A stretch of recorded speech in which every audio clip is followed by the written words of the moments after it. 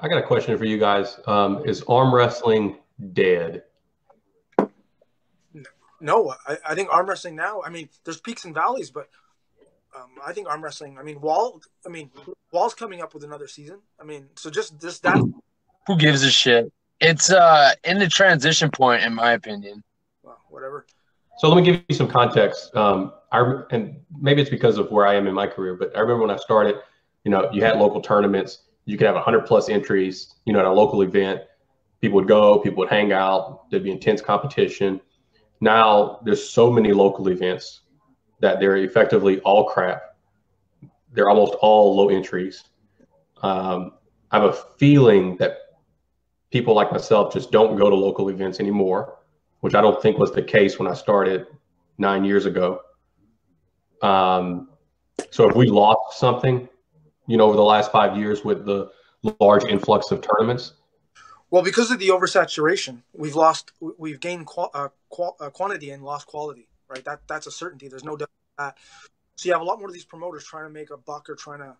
I think it's easy to make money at an event, and shooting a lot more smaller events. So what happens is it's never been better for the novice/amateur puller that wants to like shoehorn his ass into a certain tournament and avoid this guy and avoid that guy and walk out with a fucking second or third place trophy, right? It's gold for fuckers like that. But in terms of the elite guy looking to go to that tournament where he's going to get 14 guys in his class, like back in the late 80s, where no matter if you went to a big event, all the big names are going to be there. You have a heavy class and it would be deep and it would be strong. That's a rarity. There's like maybe in America it's a rarity. You can go to as 2 events a year like that. Like Arnold, Michigan, maybe. Well, Michigan, yeah, but Michigan's not. Let's face it, Michigan's a low to mediocre pro level event. There's no cash. Well, a lot of more people used to go, like Hutchings, Talbot. I mean, a lot more people used to go to that, like higher level guys. And if you ask them now why they don't, it's an oversaturation. It's hard to go. Well, drive 7 hours to Michigan, yeah, but there's a tournament an hour and a half the weekend before, the weekend after, and friends. Yeah. So people are just like, well, we don't have oversaturation in Minnesota. There's only really one guy who puts on events. That's Josh, and he's taking a break. So I'm gonna just run a couple events, and that's it for Minnesota. Yeah. Nobody else runs events here. That's it. Yeah, I remember in California, I moved there around 2012. So 2013, you go to a tournament, you could have me, Kenny Hughes, Brian Brandon, Tom Nelson, Michael Vaz at a local tournament. No money or maybe a couple $100 for first place. And that doesn't exist anymore. And I don't know if it'll ever exist again. It's kind of interesting. Well, it will. I don't know if people realize what we lost or how low the quality has become due to the oversaturation. Yeah. Yeah. I also think social media has hurt that as well. Back when I started in arm wrestling, it was all flyers. Well, it was the end of that era, and then social media, was pouring in just shortly after that. But so when you aim for based on flyer, I mean, just now Facebook, you can see who's going to this event, who's going to that event, and you can either pick out that event due to who's going or to avoid someone might be going, go to a different tournament. So social media kind of like hurts the oversaturation as well, right? I mean, it's good. It's good, but in respect to creating stronger, more higher quality tournaments opposed to smaller, mediocre tournaments, it's not ideal. Do you think people avoid those tournaments and those losses because the video is going to be put on social media? Yeah, of course. Yeah. And the rankings will get changed. I know one thing. I don't know if the sport's ever been. I know it's been worse than it is now. I can tell you that, and I can tell you that it's been better. We're not at a terrible point, but I can tell you this: there's never ever been more hypersensitivity among arm wrestlers, or more evasion, and that is 100%. While cultural, it's the culture of society as well, but that's ignited by social media. You can fucking go to a tournament, right? You can be a novice. You can go to a tournament and sneak into a novice class and have a couple good matches, long matches, video, and it could be video recorded and then put on Facebook, and the guy will get like 50 likes, 50 comments by other fucking Omega is, hey man, you're a beast, you're awesome, and just guy gets an overwhelming sense of accomplishment, and it's false, right? But for him, it's legit, and he thinks, it breeds that shit. It breeds this false sense of accomplishment because everything is amplified on social media. But if it keeps him arm wrestling, is that bad or good? There's never been more. Like, if you divide arm wrestlers into different demographics, the elite, high-end elite guys are fading, or they're just staying at home. But the fucking low-end, well, money-driven.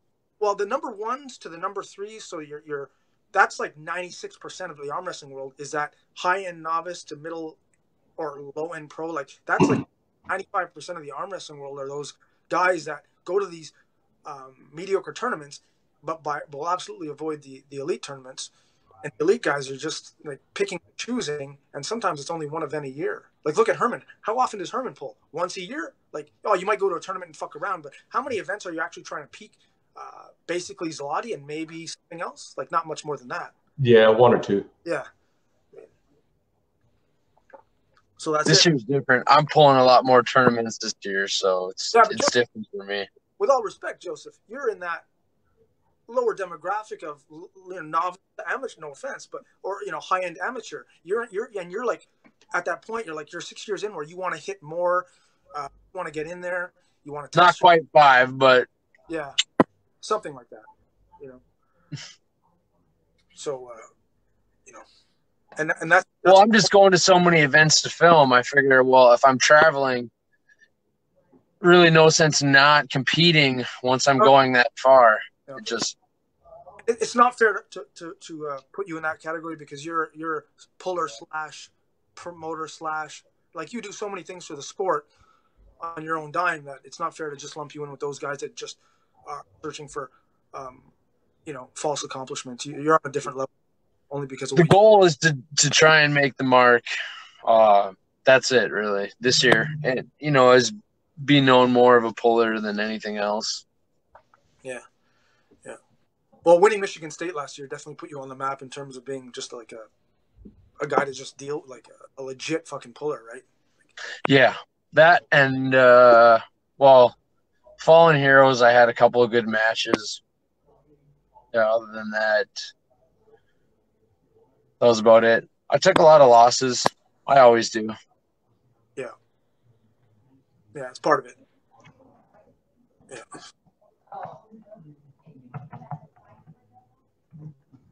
Hey, Gobby, have you seen those same issues in Canada? Like, do you guys have the same frequency or high number of events like we have here in the States? Yeah, well, of course. The shit's universal in North America. I remember last year there was, like, Ontario was like a province, but it's basically like it's a state. Like, it's a division. And there was one weekend, there were 3 tournaments in one weekend. And each tournament got, like, 4 guys a class. Like, and it's just, just killing the sport. It's good for the guy who wants to fit in there and he's terrible. He wins one match, he walks out with a 3rd place trophy because you got to buy a win, and that's good enough in a 4 or 5 man class. But you have more people walking away with trophies than ever. But trophies won within a class of 5-6 guys. They're correct. So this would be like me getting a trophy when I go play recreational basketball every week. Yeah. Right. I mean, Todd Hutchings would be, Shaquille O'Neal or somebody, right? Maybe I'm a college basketball player, and then you have everybody else would be recreational, right? Yeah. So why would you get trophies for this? Why would this go on Facebook? Yeah, dude, I fucking love arm wrestling, since 2005, but it always has been and always will be a hotbed for the underachieving weekend athlete that, especially now with social media amplifies that, but who wants to just get pats on the back and have the optics of being an athlete. Look, I got a 2nd place trophy, but leaving out the fact that there were 2 guys in the class. Like I see that all the time, and I hit people on Facebook. They're like, "Oh, look, I finished 2nd and 3rd," and they're like, "I feel this is the best tournament. How many in the class?" And they avoid it, right? They're like, "Oh, well, I had a great tournament. Well, how many in the class? Well, we went 5 together, and we drove back, and we got how many in the class? Well, the reffing was okay," and they just fucking avoid it because the answer is 2 in one class, 3 in the other, and that just totally discredits their accomplishment. And that's where arm wrestling's at. Correct. And then you have the super matches.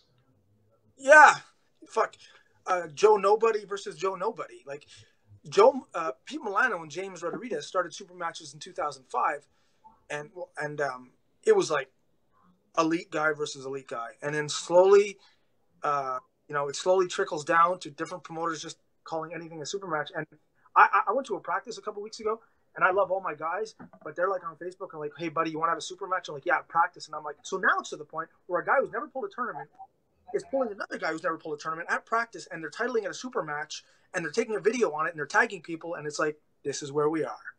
This is the sad state of arm wrestling. Super matches. And I'm like, nah, it's not a super match. It's the title thing, though, right? You can call it a challenge match or whatever. Whatever.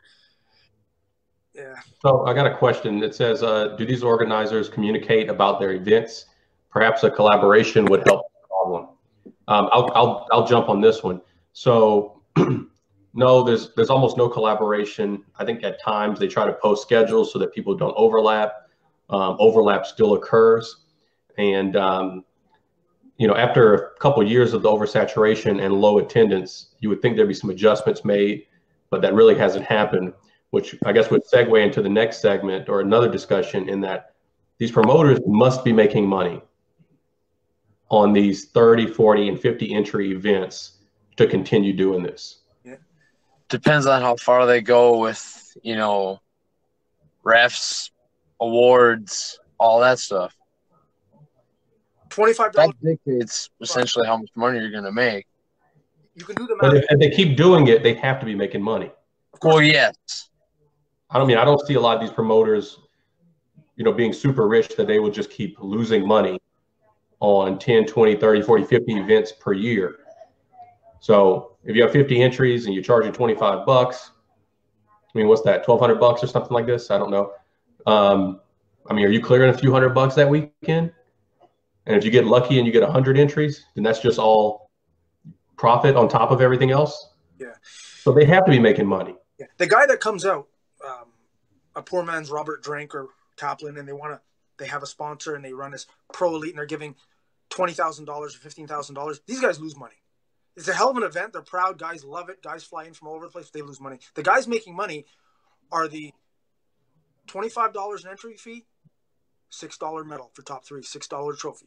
These are the people making money, selling T-shirts for $25 a pop. Well, what they're really selling is the idea of being a champion. Right. The ability to post. And they're catering. On the Joe's Barbecue and Bar Championship. And they're catering that large demographic that I'm telling you about, that demographic of guys that just are not looking to absolutely challenge themselves. They're looking to capitalize on the part of them underachieving. So if there's no local events or smaller events, what's the solution then? Just bigger events, or? No, you would reduce the number of local events. You still have to have local events.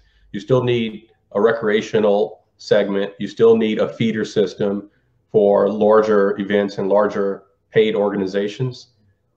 How many different leagues are in your guys' area? Because we just don't see oversaturation even in the tri-state area where we are, and we're talking a big area, man. Mm-hmm. Yeah, there's not many leagues. There's one league that I know of in the bordering on my province, and ideally, a big league that can monopolize the whole pool of arm wrestling is really what you want, and we've come close to that. The problem is, we've seen Travis try to do it. We've seen UAL. The problem is, they try to go too big too fast, and they try to capitalize too much too quick. But ultimately, that's what would win it over is a guy controlling the league that's monopolizing, but he's doing it the right way and he's doing it slowly. He virtually has no competition. What would he do if he gained success? If he would push out the smaller guys, and he would be able to create a monopoly on arm wrestling if he did it right. But, so what's the ideal number in state? How many events per year? Well, it depends on the state. You can't compare California to Wyoming, or it depends on the state. Generalize it. I don't know what number that is. I could tell you this: that an event can be divided into a fail or a success based on the average amount of entries per weight class. And there's also too many weight classes per event, because if you add in a weight class, so you have 6 weight classes as opposed to 3, you got more guys that can come in and fit into a weight class and hopefully finish a top 3. So you're seeing more weight classes, and with more weight classes, you're seeing less people per weight class. And when you only have 4 people per weight class, there's less credibility to the event, because winning it is meh. When you had 4 nationals or 3 nationals in your country, and then every year you're pumping out with masters and youth, you're pumping out 400, 500 national champions. How much credibility is given to a national title holder if 17% of all the pullers in America are quote unquote national title holders? It's like, oh yeah, good for you. Like it just doesn't. I agree. So in determining how many events you should have per state or per, area or per traveling radius, I guess one way to look at it would be, how many events should someone compete in to get good at arm wrestling or maintain peak levels of arm wrestling? I plan on running 3 this year. That's what I'm trying to do. How many would you compete in a year, Gobby? If your goal is to improve, be the best in the world, or just be the best that you can be. Do I at this stage? Not a social thing, not a fun thing. This is just what do you think is optimal? In this scenario, me who I am now, or me still learning to arm wrestle? Like, it depends what stage you're at. Like, you can. Okay, since we're talking about the lower tier, let's say you're still trying to learn how to arm wrestle. Okay, so if you're still, I think even if you want to become the next John Brzenk and you're in your 3rd year, where at your 3rd year you're doing good stuff, but you're still not completely refined in what to do at a tournament. You haven't fully mastered your craft. I think you need to. Now the question is, do you lack? Now, no matter how you're doing, are you lacking raw ability? Are you losing matches because you're not technically sound, or are you losing matches because you're not strong enough? If you're losing matches because you're not technically sound enough, I think you've got to, or you're not, you're not reacting well enough at the table, I think you need to hit more tournaments. If you're never losing matches because you lack mechanics or the technical aspect of it, but you're just not strong enough, you got to pull back on the tournaments. You got to hit the practice table, or even the gym. It depends where you're at. There is no answer. But I can tell you this: generally, if you're looking to be great, if you're looking to do great things, when it comes, less is more. Only because when you're looking at the best in the sport, it's more specific training. It's more a long end peak to that one big event. Leading body, you're not hitting a whole bunch of local things. You're trying to peak and specifically work on certain things or strengthen certain things. And at your stage, you're not going to do that at a tournament. You're going to do that in your gym or on the practice table with your guys, right? Joe, for example, Joe's not technically. He might have some issues in his technical game, so maybe hitting tournaments is a little bit more pragmatic for him. I don't know. It depends on where your deficiencies are, I guess. Yeah, I would lean towards 3 to 4 events per year. Yeah. And I think that's enough to actually get through multiple full training cycles to show improvement at an event. And it also gives you time to take an off season to recover. Now, saying that, I did 19 tournaments in my first 14 months in the sport. And that's common. That's common for people. Well, maybe not. Correct. But I think I could have simulated all of that at a practice. Yeah. And I think chasing those tournaments and then feeling the need to rest for those tournaments, you actually just lose out on so much training time that, it's kind of hard to sell me on more than 4 times a year competing to get good. Yeah. Now, if you just like the social environment and you want to hang out, and that's part of the sport too, go for it.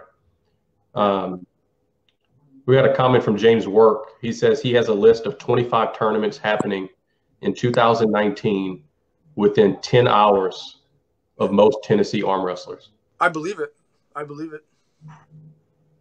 Yeah. That's too many, right?